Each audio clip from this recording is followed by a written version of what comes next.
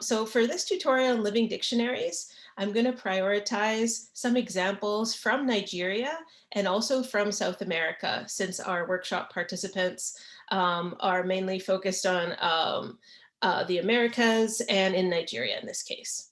So I will share my screen and show you some examples to get started so that you can see examples of living dictionaries. So since Mr. Abbakura is calling in from Nigeria today, I'm going to show you an example that was built by a Living Tongues fellow named Bolanle Arakoyo. So she's been working with us for a number of years, and she's developed 2 living dictionaries as well as print dictionaries for these languages. So this will give you an idea of what's possible. And this was done after many years of work. So both of these are threatened languages. This is what you see right now is Olukumi. Here in the entries tab, you can see the content for this language. So we actually just imported this recently. So what you're looking at, for example, is if you click on an entry, you can see this is the word in Olukumi. This is the phonetic transcription, and then an English gloss, and then the part of speech. Coming up in the future for all these entries, we're going to be adding Yoruba gloss, an Igbo gloss, which will be the translation of this term into other languages. We'll add the semantic domain, and if there is any morphology or interlinearization, we might add those too, but that's more for phrases and sentences. You can also add dialect, or in this case, there's no dialect, but in many other languages, we do tag the dialect. And you can also add example sentences in Olukumi, and then translate those sample sentences into English, Yoruba, and Igbo. This entry also doesn't have a photo or audio yet, but you can create the audio by recording yourself straight into the dictionary platform. So that's the next step for Dr. Arakoyo and her team that's working on this language. They will be recording the audio going along with each entry. So that is the entries list view. So as you can see in this dictionary, we have 1,669 entries, and you can look at them in different ways. So you can, if you click over here, you could see all the nouns, everything tagged as noun. You could see all the verbs just by clicking on this filter. Excuse me, all the adjectives, etc. When there are photos and other tags, you can also search in different ways. So this kind of looks like a more traditional dictionary view. It's displayed alphabetically, but that's just kind of like for convenience. You can also search for, we have a very powerful search. So it goes very fast to find words, and you can also search for morphemes inside of words. And you could search for whatever you want. That's not just the lexeme itself, but different morphemes inside the word.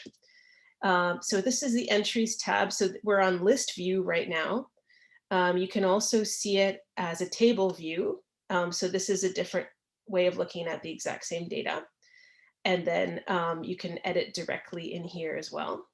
And we don't have any photos yet in this dictionary, but when we do, we'll have a gallery view that will just bring up the photos. Here on the left sidebar, we have the About section. So this talks about the project leader herself, who's a Nigerian linguist, Bolanle Arakoyo. And then it talks about how we built this dictionary, and then about the language itself. So it gives you background on Olukumi and where it's spoken in Nigeria. This is in Delta State.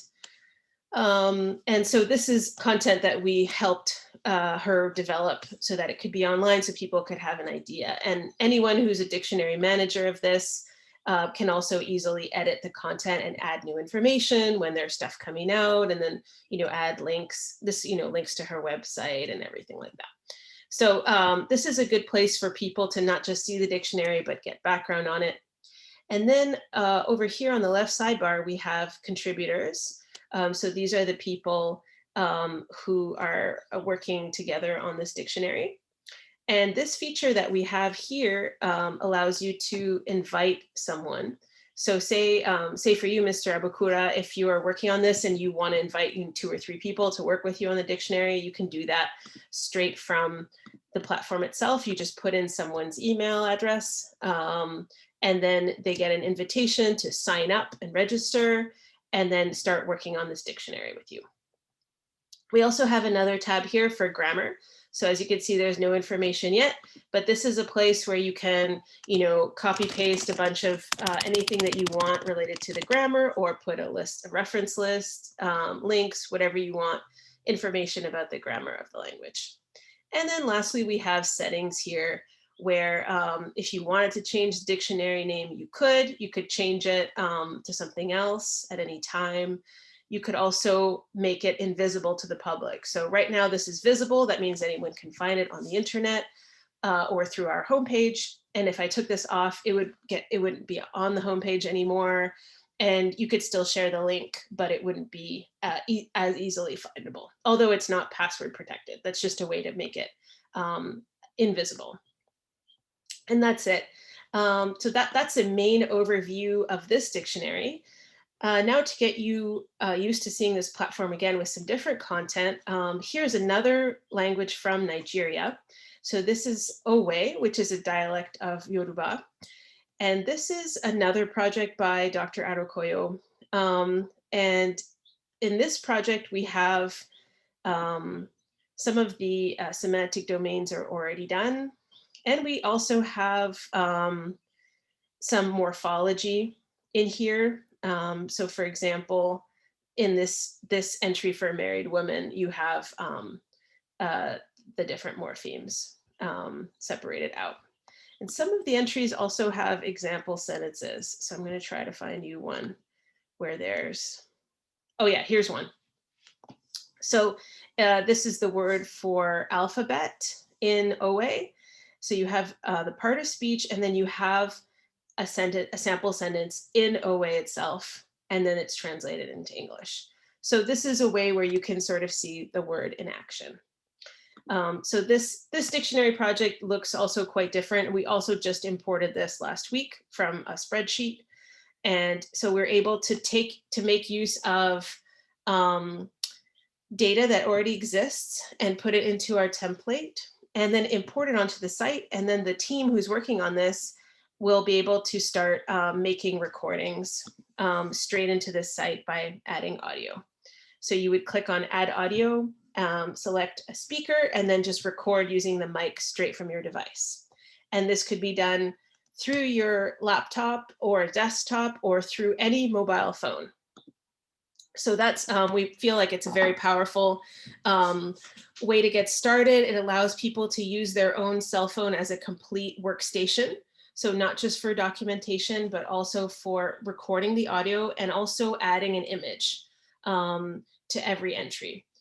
So we've made it to work as well as possible on mobile phones so that people who don't have access to a desktop or laptop, they can still make progress with their dictionaries. So I'll take a pause right there, and I would love to hear some questions, and then I'll keep going with the tutorial after that. Any questions so far?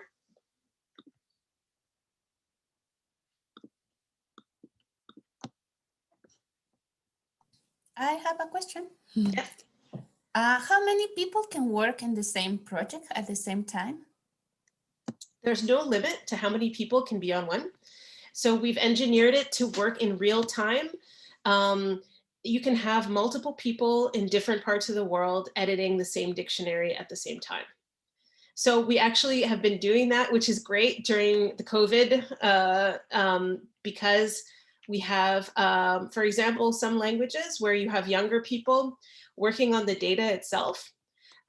So someone who's taking the list of words and phrases and adding it to the platform, or working on the spreadsheet itself and sending it to us. And then someone who might be a fluent speaker, but they might not be, able to do the day-to-day data. and then they receive the dictionary. They make their own account on the platform, and then they can sit there and just record each word one by one on their phone if they can. So they need a little bit of training and support, because it might be a little hard to get started for them to figure out the audio recording, but usually it's pretty simple. So we've been able to make some progress with that, especially with some of the indigenous languages of the Americas that we're working on. People are in different communities, spread across different states and whatnot, and they're able to work remotely this way. Usually it's smaller teams, like at usually 3-4 people at a time working on one dictionary. But when we had interns last summer, we had up to, I think the most I had in one dictionary was like 10 or 12 people logged in at any time, and they were adding semantic domains to all the entries.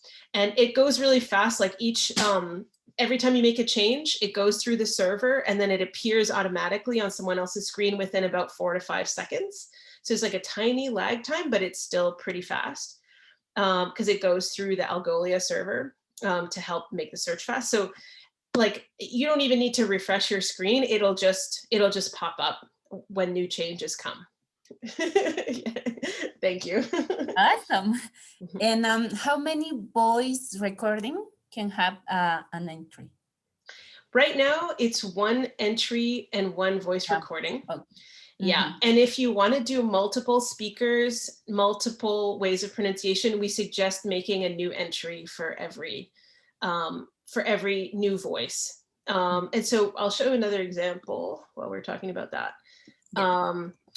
We have languages in India that we work on a lot, that they have multiple speakers, like of the same exact words too, or just slightly different pronunciations.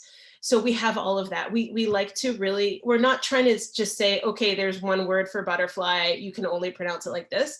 There's no limit to it because it's an electronic dictionary. So you don't have to worry about the content, like how much or how little you have. You can go much further than like a print dictionary where you're limited by size and page restrictions and how much to put. Think of it much more as like a very large brain in a way. Yeah. So and one of the reasons to have multiple entries with different speakers would be, so obviously gender-based and age-based variation is common in lots of languages, and the only way you could systematically know that is, first of all, seeing them compared by each other, and secondly, having all of the forms you get from so-and-so older female speaker or younger male speaker or whatever, and then you can see, oh yeah, there's variation or there's systematic. So it gives you, so there's basically a applied linguistic function for this, which is for any user, and then there's also, if you do it like that, you could essentially sort data for research purposes too. So that would be a sort of dual use for the search functions there. That, oh, I want all of the speakers of blank speakers forms, and then I'll compare that with all of other speakers forms, and then you get this sort of what we call sociophonetic variation. So that's sort of the logic behind that. Yeah, thank you for the explanation. And also, in my case, for my language, I think it's going to be interesting to have that, because the dialects are so different, and just between 2-3 communities is already different. So if you want to teach Quechua, for example, most of the time you just take one, but that's not the rule. And if you go to another community, they are not going to speak in that way. So I think could be interesting to have, like, here we say in this way and here in this way. So people can learn all that, all these ways to say the same thing. Absolutely. Yeah, so here, and I'll share these links in the chat too after, so you can like explore them. This is a language called Gata, and I believe there's 2 dialects in this language. So some of them are tagged, and as we collected a lot of different words and phrases and images and audio recordings from many different communities for this project. And as you can see, this was done over many years. So we have 6,000 entries. So I'll just show you the entry for the word. This morpheme here is pog. It means bug in the language. So you have a lot of words with this on the end, which incidentally would work great for Quechua if you're just searching for a certain suffix, because there's so many suffixes in Quechua. So this shows you how like we have this powerful search feature that brings up everything that ends with this. And a lot of these words are very like similar. There's some of them are the same species of butterflies or insects or whatnot. And we wanted to make sure we had speakers of different ages represented, and also women and men, since they tend to have slightly gendered speech differentiations. You know, sometimes it's very slight, sometimes there's like a bigger difference. So that just gives you an example of how to do it. And there's no limit, right? You could have like, you know, 5 or 10 different entries that are just for the same butterfly, but have different voices in it, you know? So here the dialect is indicated. So in this case, it's actually a mixture of the 2 different dialects, hill and plains. Greg knows more about this particular language and its dialects than me, but this is how we indicated for this one. And here we have the speaker. His name is Dosor Kersani, and we have the audio recording itself. I don't know if that audio came through because we're on Zoom, so it might not come through my computer, but this shows you the waveform and the name of the speaker and how to pronounce this. And for dictionary managers, they can download, they can change this, they can do it later. But right now, the way it's set up is 1 entry with 1 image and 1 audio recording, but you can have as many as you want in terms of entries for very similar content. Yeah, awesome. Thank you. You're welcome.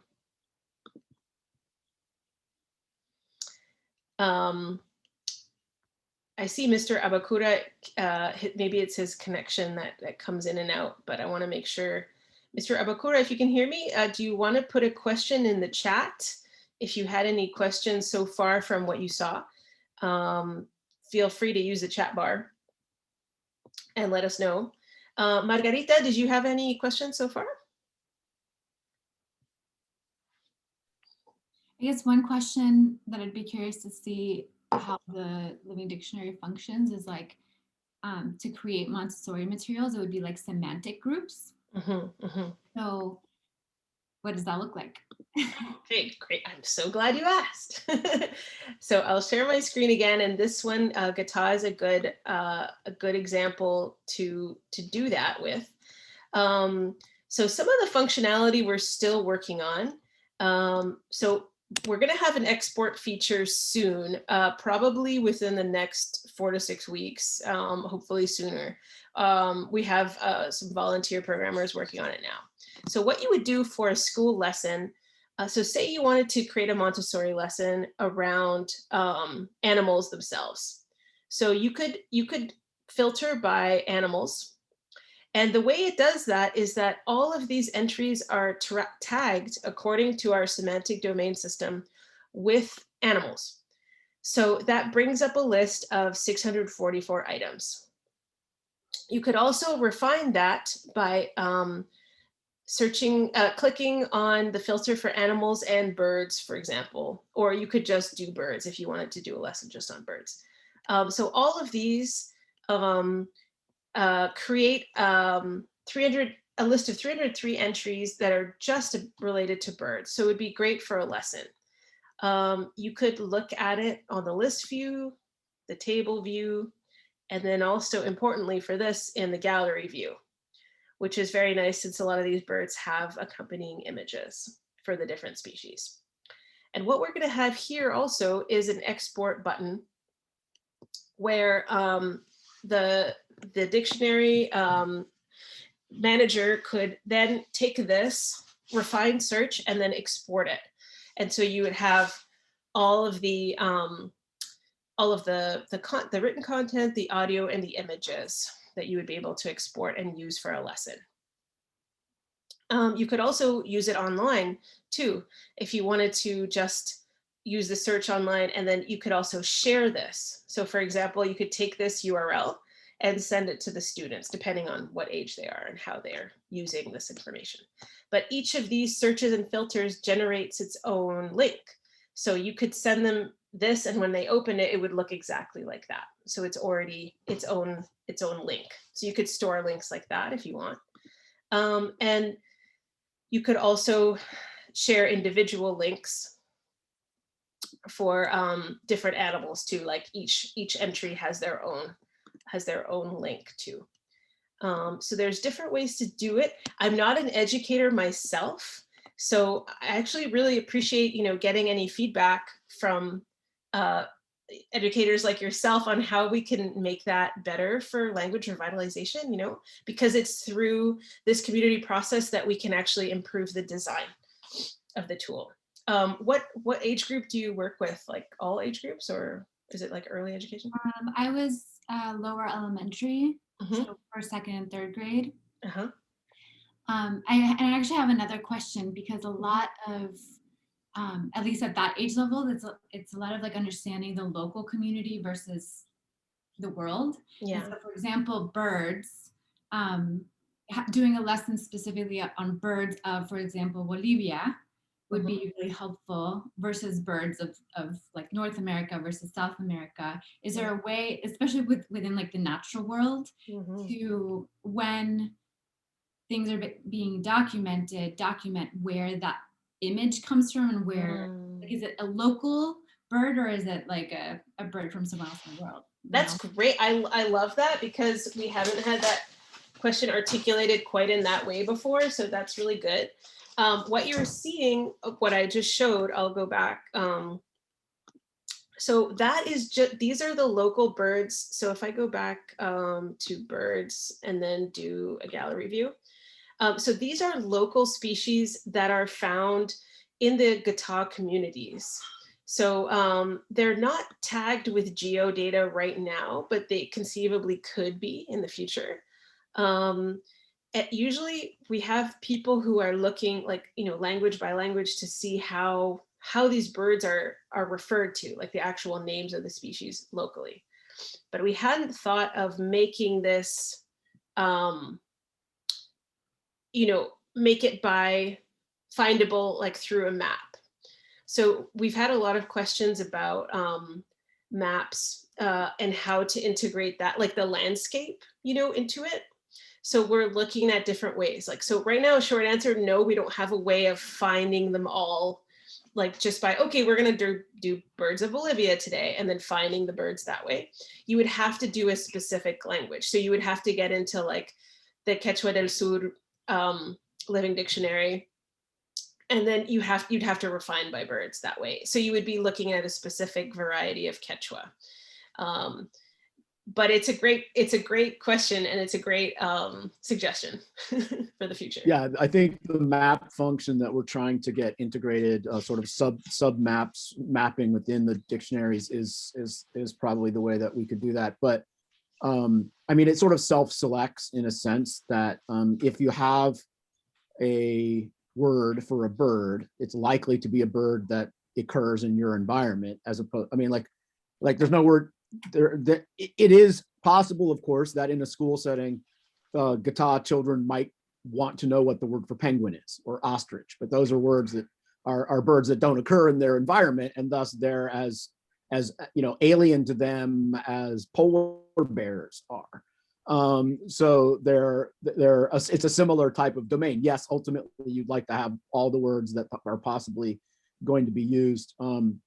There's a 100% certainty that that's a loan word in those languages, but as opposed to they don't have a developed meta language for things like that. Some languages borrow, some languages innovate, and Gata in particular is if they don't have a word and Oria does, which is the dominant state language there, then they just borrow it from there. That's as opposed to another language we work on in India where they like to invent their own words. It's a much larger community and it's more widely used in school and blah, blah, blah. So they have a more developed sort of language development infrastructure, if you will, that decides to create new terms as opposed to, of course, Quechua is a giant language, and I guess Pipil Nahuatl is also it could be a giant language. It's part of a larger structure. I realize it's extremely endangered in El Salvador. And El Salvador has very few speakers left, yeah. Yeah, right. But it's part of a larger continuum that may well be a source for words if they were looking to expand the local vocabulary and stuff. So it kind of just depends on what the local circumstances are. Yeah, absolutely. And so that's the way we were approaching it now for accessing those terms for species. But another good thing that came out of being at home and talking with people on Zoom a lot is we've started collaborations with different ecological databases around the world. So that's also another way that people will be able to get at more comprehensive information. So one of the things that we did was we've been working with the Ethno-Ornithology World Atlas, and their data is mapped out according to bird wildlife and expert ornithologists putting this together. And so this is a great research for if you're just kind of approaching the issue geographically. And they have a small but growing number of different terms for local terms for birds. So they don't have all the indigenous languages on here yet, but they're making great strides to do that. So I can give you this link too, because it's a different way of approaching similar kinds of data, but from the ecology and ornithology lens. And I'll put this in the chat for you. What we found is, so we're coming from linguistics and anthropology. So we're creating these digital tools based on like what we know and what our expertise is in. But then we realized, gosh, there's so many other ways of presenting this data, and there's so much synergy that could be possible if we work with experts in other fields. And this is challenging for us. We encounter our limitations at every turn because we're not bird experts, right?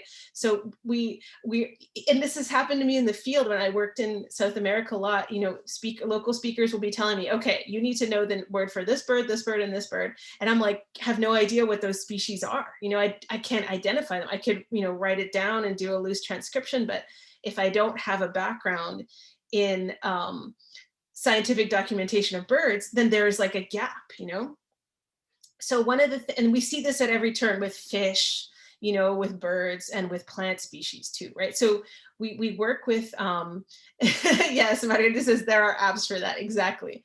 There are apps like, iNaturalist and everything would help us identify. Yeah, there's ways that we're going to try to integrate some of that existing knowledge that's out there. So to use machine learning to try to like make it work inside living dictionaries. And then also just having links to other databases. So for example, if that one, back to our bird here, we're about to roll out later this year a link feature. So still very much a work in progress, but if someone will get on here and someone is really, curating this entry really well, they would be able to, there will be a say they have this egret, there'll be now an entry for adding a link to another database in here too, so that could take people to more information about the egret. And there's some ways we could integrate massive data for that, and other ways that people will have to do it individually to curate it. So yeah, it's a good question though, because we really want to make sure that this is accessible for educators too. But we also, at the same time, it's a comprehensive tool for documentation, like linguistic documentation. So we're trying to hit those different check marks. Is there anything else, Margarita, that came to mind in terms of like, early elementary? I mean, I have a lot of questions that I think would only get answered through doing it. And I just want to say thank you for putting so much thought into creating such a beautiful structure for documenting languages. So thank you for doing this work. Thank you. Appreciate that. Yeah, and we're continually improving. So in the last few minutes that we have left, I'll show you a couple of things to make this more accessible to people. So we've got, so we're back here in Gata. So right now we've been looking at, during this whole workshop, the interface in English, but a lot of people around the world using this, you know, they might not have enough English proficiency to do that, and that's no problem. There shouldn't be any reason why they have to use in English. So we have Spanish.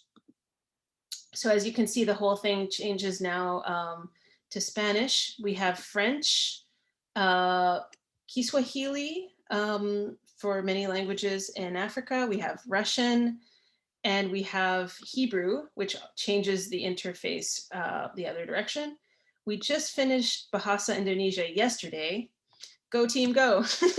And we're working on all these other languages as well, so that people, here it is in Bahasa Indonesia right now. And so this helps for people who, they need to be able to use this in Indonesia, and they don't, that's their main dominant language, so they want the interface to work in that way. So it works seamlessly to transfer. So for example, say you are on the entry. So now all of a sudden, all of these things like name, dialect, gloss, all of these things are now in Bahasa Indonesia. And even the semantic domains list and everything, it all comes down in Bahasa, so that Bahasa Indonesia speakers can use it. So those are some things that we have make a huge difference. And yeah, I can show some examples from around the world as well. See some from, we do have a small dictionary for Pipil, Nahuatl, in El Salvador, that was created by Carlos Cortez. So we can share that. So this is Pipil. So I can share this link in the chat after too. So right now we're seeing it in English, which would not be that useful for people in El Salvador. So they just go ahead and switch to Spanish. And then all of a sudden they see everything, búsqueda, acercaré, colaboradores. You know, they would see las partes del discurso, todo aquí, hablantes, and even down to each entry, todo lo que es dominios semánticos, fonético, all of this. And we're continuously improving it. Like sometimes there's like little errors in the capitalization of some of these translations. But yeah, in general, it's very user-friendly. And you can filter by the speakers. All of a sudden, it really opens up the world for anyone who's coming at this just from, they might be just bilingual in Espanol and Pipil. So it becomes much more user-friendly. Can I ask a question about Pipil specifically? So I think this is an example of where there's probably been a lot of documentation elsewhere. I know La Universidad Don Bosco has done a lot of documentation work. And so a question maybe for another day is like how to transfer that into this dictionary. Yeah, so we found that the best solution for getting, you know, existing data onto here is to have community conversations with activists on the ground first and let them be the ones who are spearheading these projects. So the one I just showed was created by Carlos Cortez, who's a Pipil speaker and activist in his community in El Salvador. And so we brought him, in the past, we had to do workshops in person because we didn't have remote capabilities. And now we can train him to do this work further, like through remote collaboration. Because in the past, you know, we had to like fly to places and like teach workshops and everything. So sorry, I was just distracted because there was something that is displaying in English, and it's because they're legacy semantic domains that we have not changed into the new semantic domain system. Excuse me. So yeah, so the best way to move forward with expanding that living dictionary would be to do another training with the language activists who created this, and see what their community wants. You know, what is their favorite resources? Because there's, for example, starting a project like this is like no easy feat. There could be quite a few dictionaries out there and quite a few materials, but they're not all welcome or usable by the communities. You know, like some of them might have older writing systems that no one wants to use that, and they're wrong. There could be dictionaries that are really good and they want to be the baseline for this, and others that are like terrible dictionaries, you know, produced under, you know, terrible circumstances. And then, you know, it's out there in the literature, but outsiders don't realize that this dictionary is actually terrible. We want to avoid that dictionary, you know?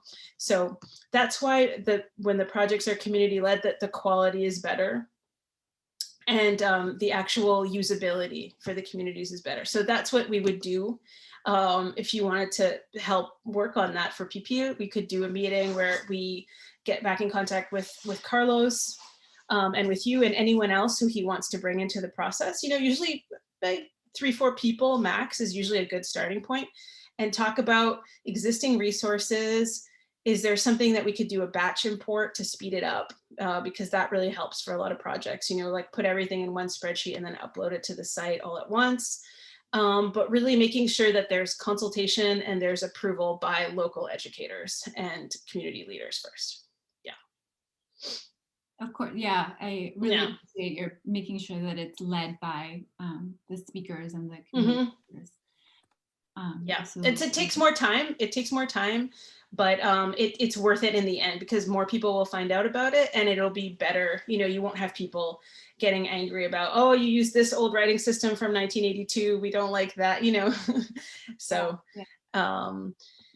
yeah, so we can, so for batch importing, which we did recently for those Nigerian dictionaries that I showed just now, what we do is we can import from like a Word document or from a spreadsheet or even other dictionary digital formats. Like sometimes people have dictionaries that are in like legacy tools, like maybe Ruth, maybe you heard of like Flex and Toolbox or Lexic Pro or like some of these other software that exist.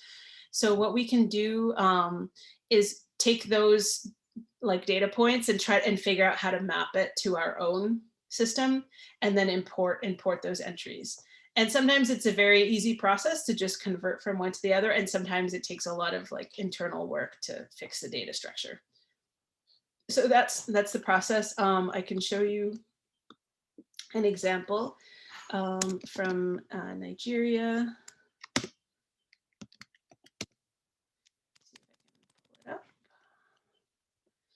To see what the batch import would look like. Okay, so here's one from OA. And so this data was initially, oh, I've got too many screens open, sorry. Okay, so this is, now you're seeing kind of like the cleaned up data that took a few weeks to get through.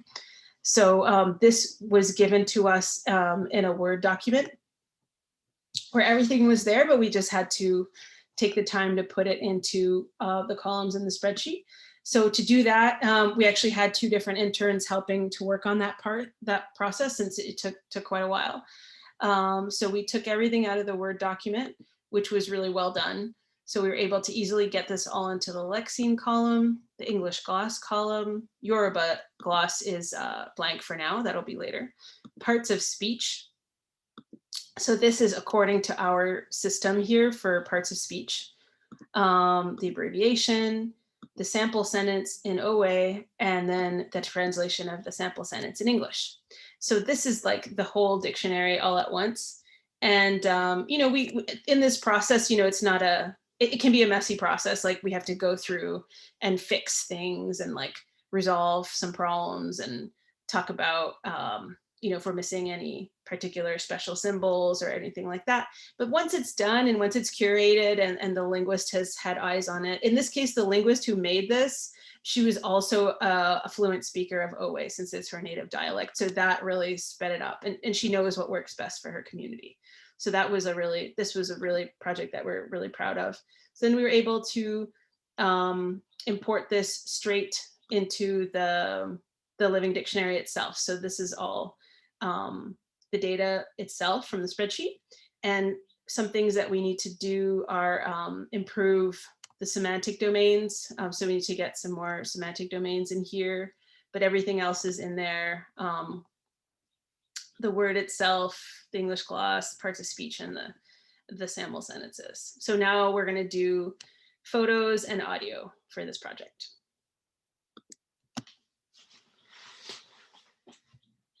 And I should probably show some Quechua examples too, but I think we're going to run out of time. Yeah. Yeah, do you have any more questions, Ruth? Yeah, so what are we going to be doing with you during this time until December, right? Every month, like what is the plan and how can we get started with the dictionary? I think it's awesome. Right now, I'm very excited and I would like to start right now. But yeah, what is the process? You can start right now. Yeah, how do I do that? Okay, so what I'll do after this call is over, I'm gonna check. There's someone who started a Southern Bolivia, like Southern, I believe. Someone started a Quechua dictionary. So I don't think she has many entries though, I will double check. And then start a conversation between you and her, and then you could work on the same dictionary. So you're not repeating, you're not duplicating efforts, So I will check on that because I think there's one that's in private mode that has like a little bit of development. And then I think it would probably it was her and one other person who started it a few months ago. It would be probably a tremendous boost to that team to have one or two more people on it. So that would be the best way to continue, and then also have a community conversation with them to see hey, is there any batch data that we can import into this? And then go from there step by step.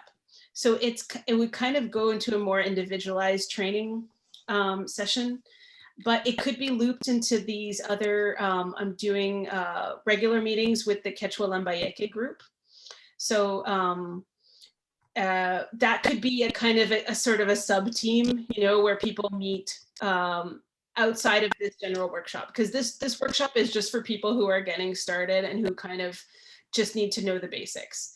And so far we've been doing it once a month, but usually it's new people attending each time. So we're doing like the tutorial from scratch, but you're also welcome to come back and to do all the other ones too. And so that way you can ask specific questions about your living dictionaries, but these are kind of basic, like intro level. And then we would move into more training that's specific to your region. Yeah. Exactly. Yeah. Once you get started, it doesn't, you just ask questions and, whatever, we'll make sure that it's sort of individual at that point. We answer your questions specifically.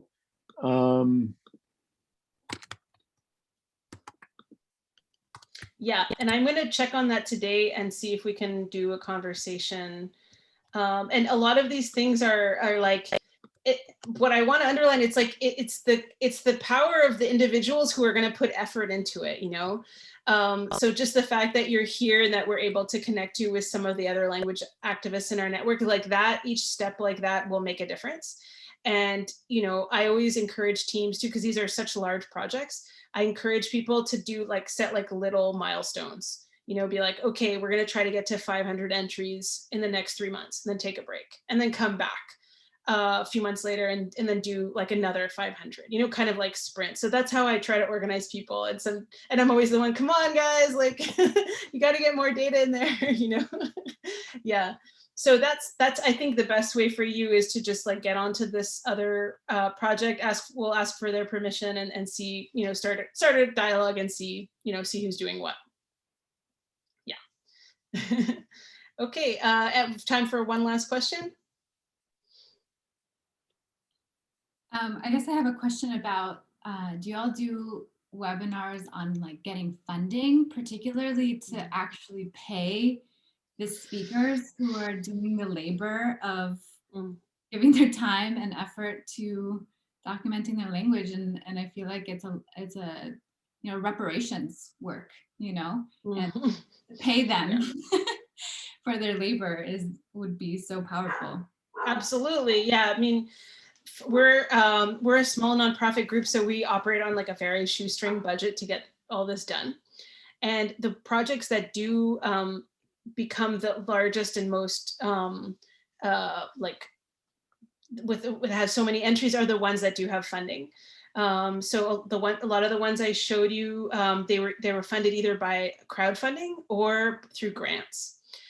So for those two in Nigeria, we did some crowdfunding a few years ago that funded the actual print dictionaries, and then so we're able just to take that data and just import it. So that's a very low cost for us. And then so that was successfully crowdfunded. And then the other ones from Gata, that was funded by a very large grant from National Endowment for the Humanities. And from that grant, we funded all the speakers and all the collaborators who were working on that project. So like you said, many weeks of work and effort, years for some people. So all those people got paid to do it. Now we have a range of projects that are like community-led projects that are unfunded. So we help people, apply for grants and see what can they do. We don't, since we're just such a small staff, we don't have like funds to like fund every single person, but we are providing the platform for free for anyone who wants to use it, now or in the future. And we're also we're really into partnering with Indigenous communities or schools or specific researchers or students to get to help them get funding. So if they're making an application and they want to include us as a nonprofit, like partnering with them, we can do that. I help review a lot of people's grant proposals like all the time. So anyone who writes something and they just need help, I'll help them for free and stuff like that. But yeah, it comes down, that's a very good topic. We have not, your question is very good. Like we have not actually taught any workshops around fundraising or getting funding from other agencies. And it's really, really important. It kind of like shows the huge gap in general in this field where like so many people are toiling in obscurity and they have no funding to do it. It's a mess, right? Like, because governments are not funding this work and the policies on the ground are not supporting the actual people doing the work, So we have a page on our website, which is a whole list of granting agencies that fund this kind of work. So I will share that now. Right. Exactly. I have to run to my next meeting, but I really appreciate y'all taking the time, and I look forward to staying in touch and